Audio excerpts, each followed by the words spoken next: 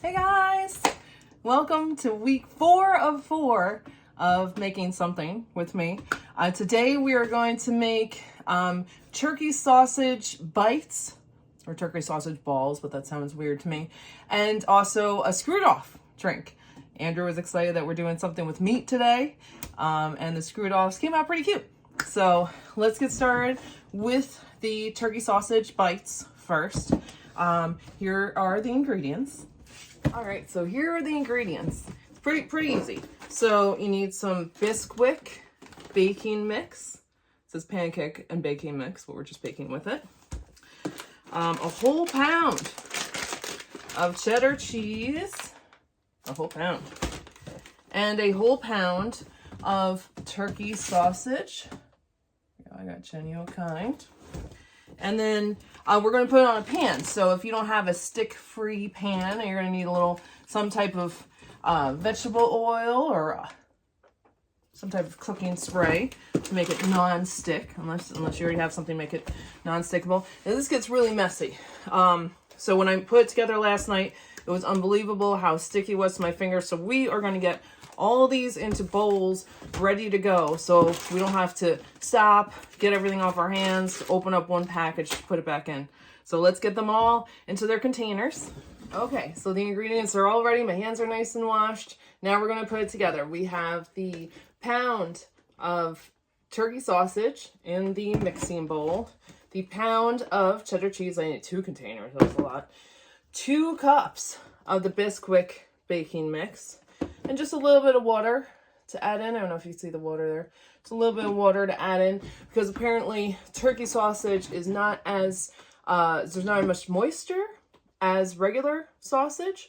So we're just going to add in a little bit to keep it moist. What I did last time, which was a mistake, I put the water in with the Bisquick and sausage and it was just too much of a mess. So we're going to hold off till the end and see if that makes it any better.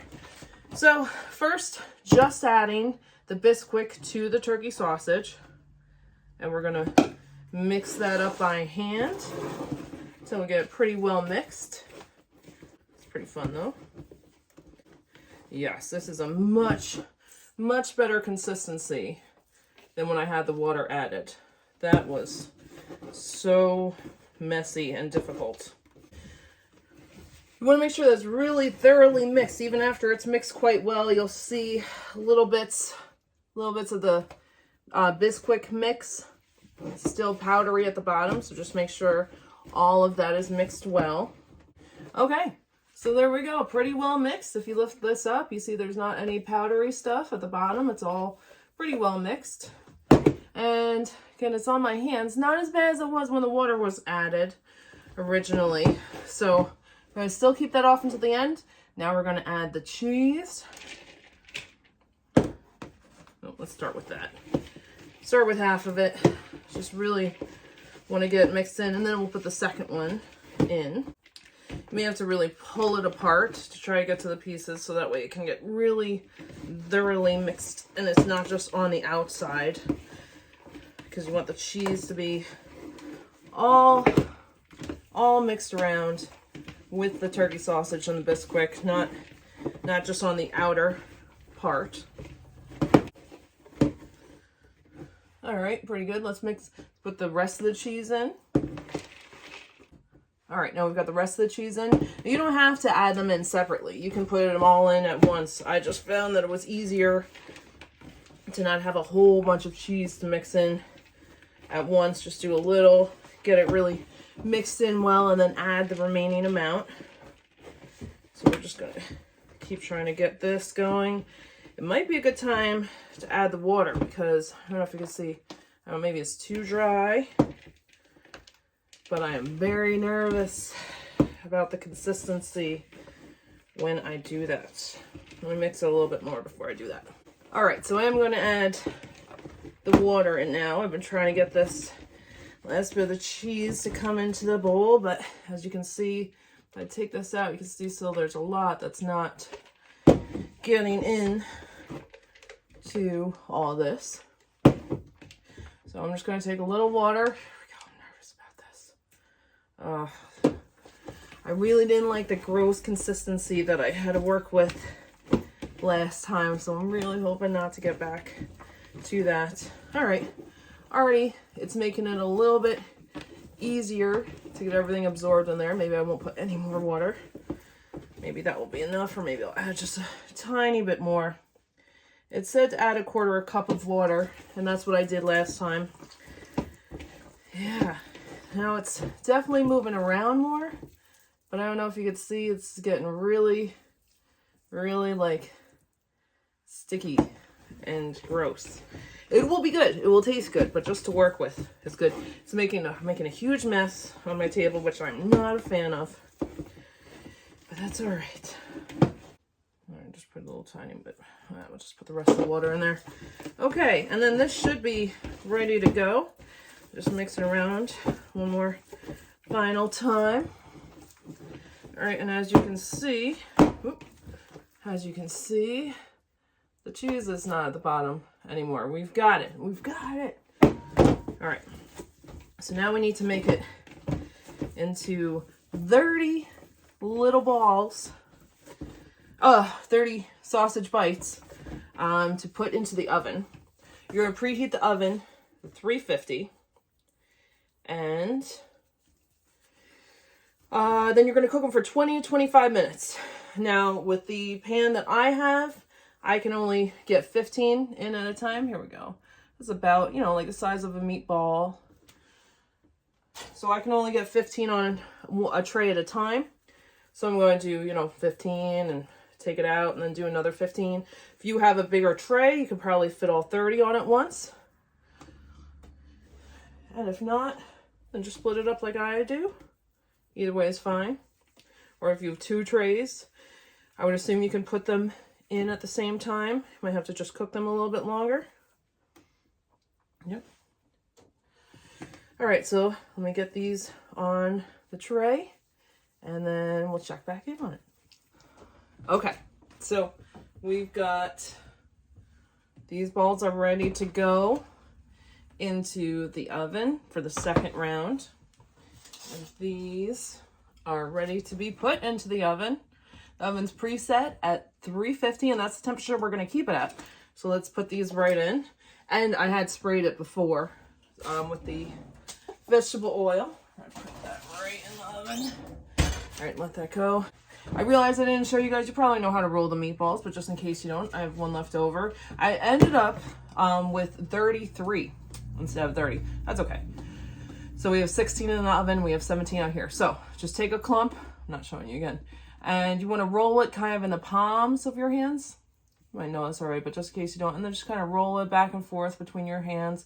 It's going to make everything kind of get solid. Try to get it into a nice circle. All right. You'll feel it. You'll feel it in your palm. It's a good consistency. And there you go. Don't know how to best show you that. There. Get something dark. There you go. All right. Here we have the 17 ones ready to go in. And while that's cooking, while we're waiting for the 20 and 25 minutes to be up, we deserve a drink. Let's make a SkrewDolph. Okay, here are the ingredients for the SkrewDolph. First, you need hot chocolate. Got this Nestle hot chocolate. It's pretty good. Let's see, some whipped cream. Screwball whiskey. Screwball peanut butter whiskey. Oops. That's what makes it SkrewDolph. And some peppermint schnapps. Got a huge bottle. I never drink this. This is going to be here for a long time. All right. And, oh yes, and our little marshmallow Rudolphs that we made last week. Gonna use those as well. All right. So first recipe that I read said to make the hot chocolate with only 4.5 ounces of water, which is very, very low. It's not gonna be anything. So what I'm doing is I'm just putting as much water as you would for a glass of hot chocolate, whatever to fill your mug, what you would put, but to save a little room for about 2 ounces worth of these and a little whipped cream on top.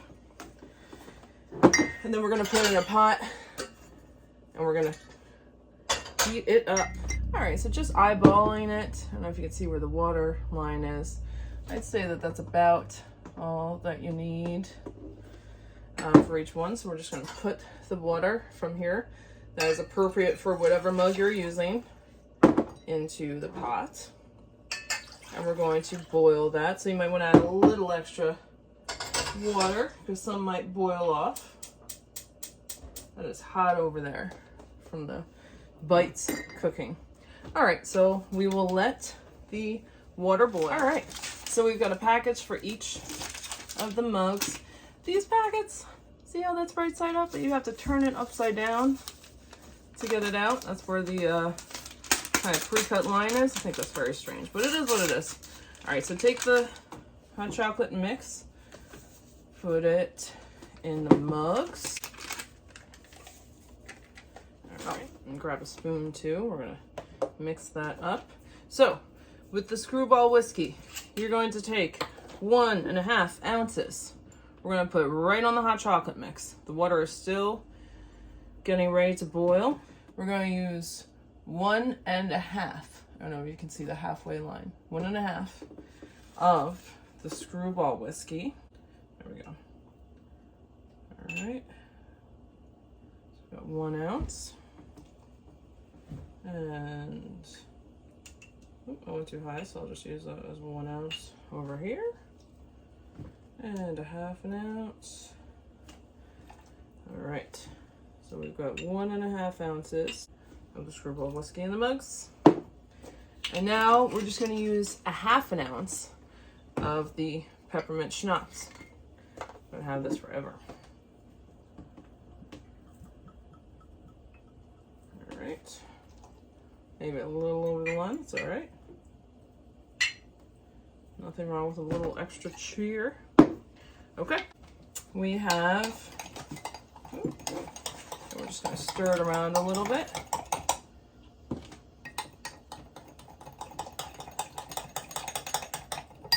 All right.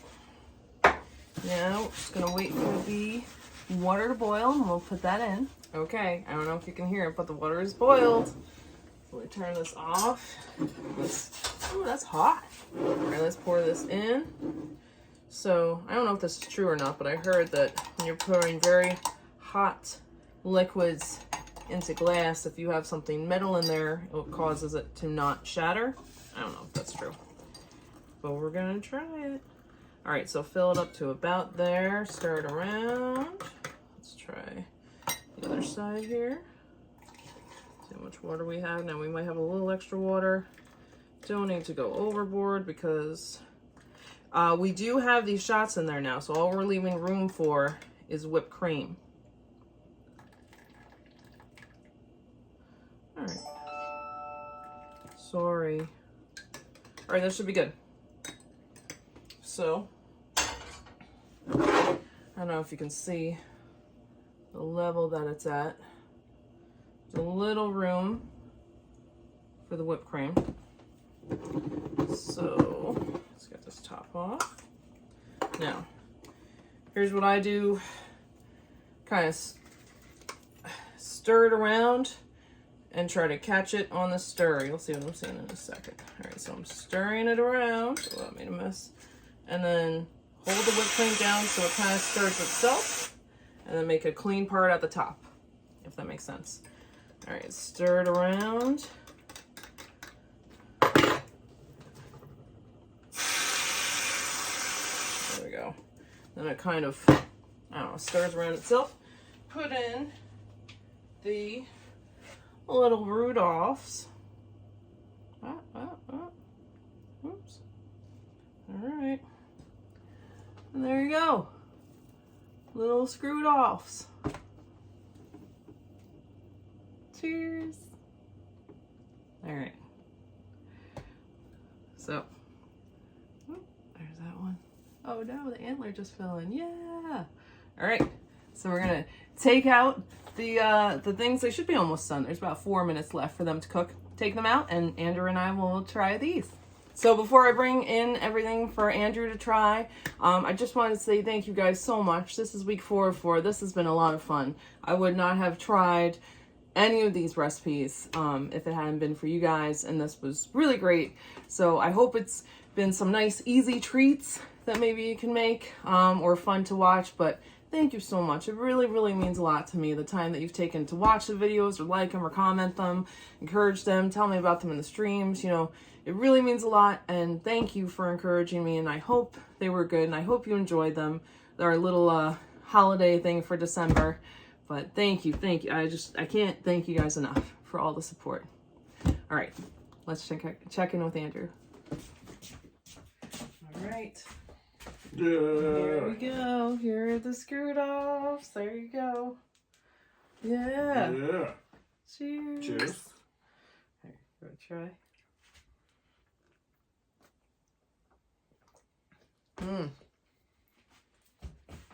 That's good. Good. All right, and then we have, these are just half of them, the turkey sausage bites. So I put each one. I found some sauce. This is like chicken finger sauce, I guess. I don't know. I think if you find the right sauce, then they really would hit the spot. But you want to give it a try? Yeah. Sorry.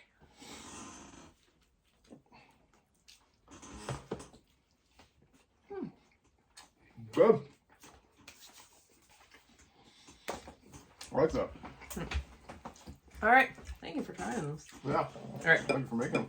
You're welcome. You said at least I made something with meat this time. That's right. But thank you guys. We just want to say Happy New Year to you Happy guys. New Year to you guys. Happy Cheers. 2025. Hopefully to a better year for everybody. Oh my god. Yeah. Especially the Rangers. Yeah. But thank you for getting us to 1,500 Yes, subscribers guys, thank you. over it. That's amazing. All the support on the channel. Appreciate it. Yeah. You guys are the ones who make the channel. We appreciate you guys being here, especially through these crazy times. And whether 2024 was good for you or it was bad, you always just strive to have a better year next year. I mean, that's what we're going to be doing. Yeah. That's the main thing. And yeah, really happy to have you guys with us. I didn't even notice it was 1,500 right away because the holidays have been so crazy. I hope everyone's holidays went well. But it's always nice to have the new year, fresh start. Yep. If your holidays were bad, doesn't matter. It's a whole new year starting. If they were good, then that's great too. And the Rangers, hopefully they can turn it around. Right. And everything. But yeah, that's it. Just thank you guys so Guys, much. we appreciate you being here. And cheers to a better year. Yeah. Cheers, you guys. Thanks for all your support. Thank You you guys guys. are awesome. Amazing. We'll catch you actually very shortly. Yeah. You guys can't get any better. You guys are great. Happy New Year. Happy New Year, guys. Happy New Year 2025.